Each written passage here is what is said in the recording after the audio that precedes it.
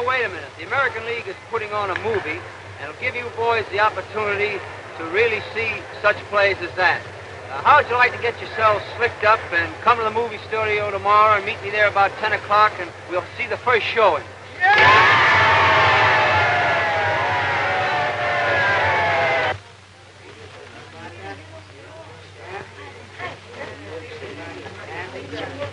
You all set, boys? Yeah. Well, let's go.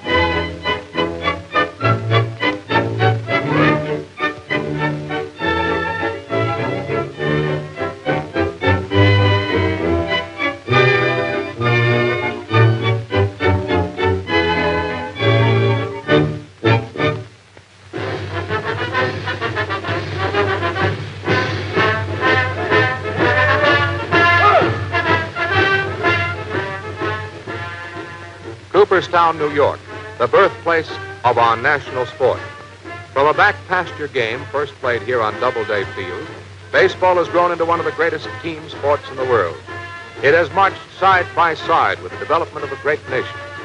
Today, baseball men from all over the country have gathered here to do honor to the members of the Hall of Fame, who have built a monument of their own, a monument of integrity which has been the very foundation of baseball. This is baseball's National Museum, where their gloves, bats, uniforms, and other treasured trophies of famous players will be preserved along with their records. The picturesque village of Cooperstown stands by to hear the words of the immortals of baseball. And here's the great Ty Cobb. Well, this is a great day in my life. I'm very happy to be here, and I feel greatly honored the privilege of being here. The Bambino himself, Babe Ruth. Some have been here long before my time. They got on it, and I worked hard, and I got on it. And I hope that the coming generation, the young boys today, that they'll work hard and also be on it. And as my old friend Cy Young says, I hope it goes another 100 years, and the next 100 years will be the greatest. You know, to me, this is just like an anniversary myself, because 25 years ago yesterday, I pitched my first baseball game in Boston for the Boston Red Sox.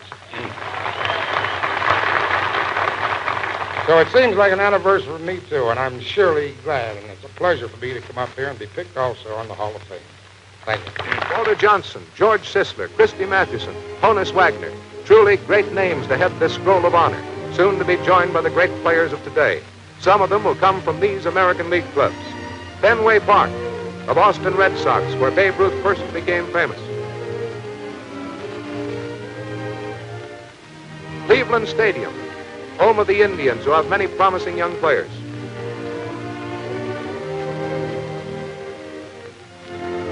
Griffith Stadium, the Washington Nationals, on the lookout for another Walter Johnson. Sportsman's Park, home of the St. Louis Browns, who have already sent George Sisler. Comiskey Park, Chicago White Sox, a team that has developed many great players.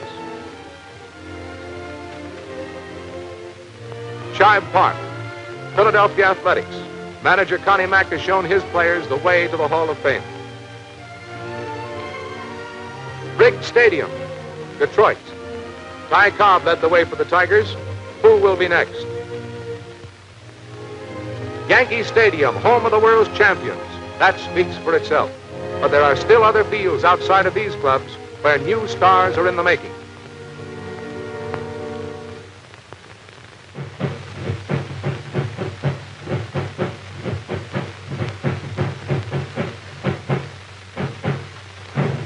Father Flanagan's Boys Town Band from the famous Boys Town, Nebraska, escorting their team here for Amateur Baseball Day. They are here to play a picked team from Palmerdale. And here's the friend of every boy, Father Flanagan.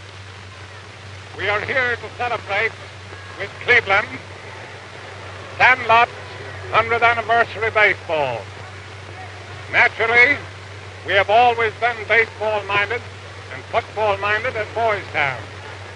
With this thought in mind, I recommend to American fathers and mothers that they should raise their voices in endeavoring to secure for our American children greater facilities for playing sandlot baseball, because it pays to play.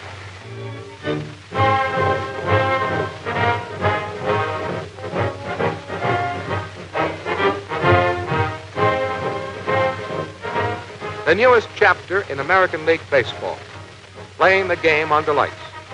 Night baseball has proved itself a winner with the fans at Shibe Park, Philadelphia, whose Athletics were the first American League team to play at night. Cleveland Indians were the next to install night baseball. And here we see the newest installation of a modern lighting plant at Comiskey Park for Chicago White Sox.